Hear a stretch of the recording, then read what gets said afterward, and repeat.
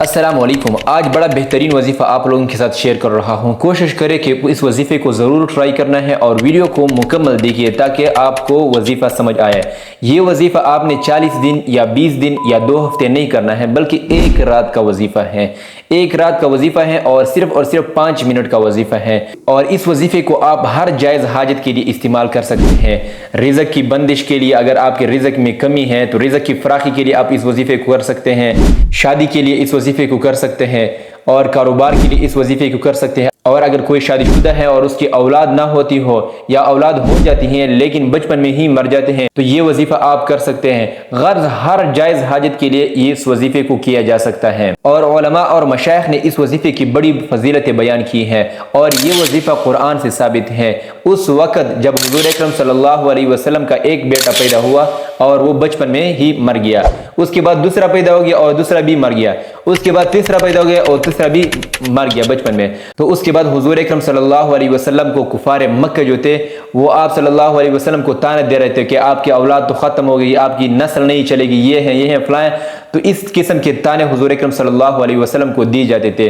फिर हुज़ूर अकरम सल्लल्लाहु अलैहि वसल्लम पर यह सूरत नाज़िल हुई और अल्लाह ताला ने फरमाया कि आपका नाम क़यामत तक बुलंद रहेगा। और इसके साथ साथ हुज़ूर अकरम सल्लल्लाहु अलैहि वसल्लम का कुफार मक्का बहुत ज़्यादा मुखालिफत करते थे, तो ये सूरत उस मौके पर नाजिल हुई है। उसके बाद उलमा ने फरमाया है कि जो शख्स भी इस सूरत को इस तरीके से पढ़ेगा, रात को सिर्फ पढ़े, इंशाअल्लाह सुबह तक उसकी हाजत पूरी हो जाएगी।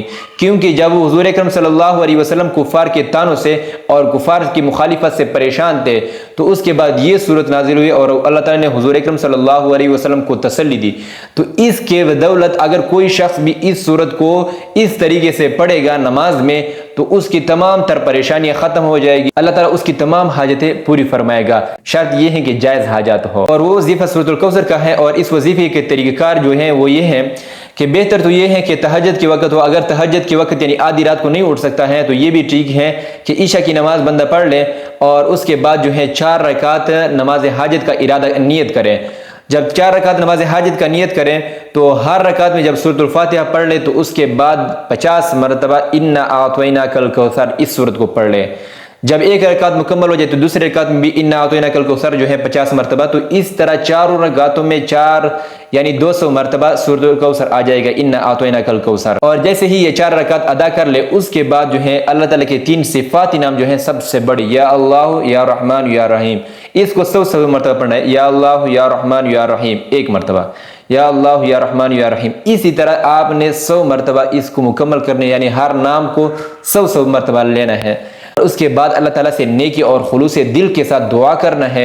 जो भी आपकी जायज़ हाजत हो आप दुआ में मांग सकते हो, इंशाअल्लाह अल्लाह ताला आपकी हाजत को पूरी फरमा देगा।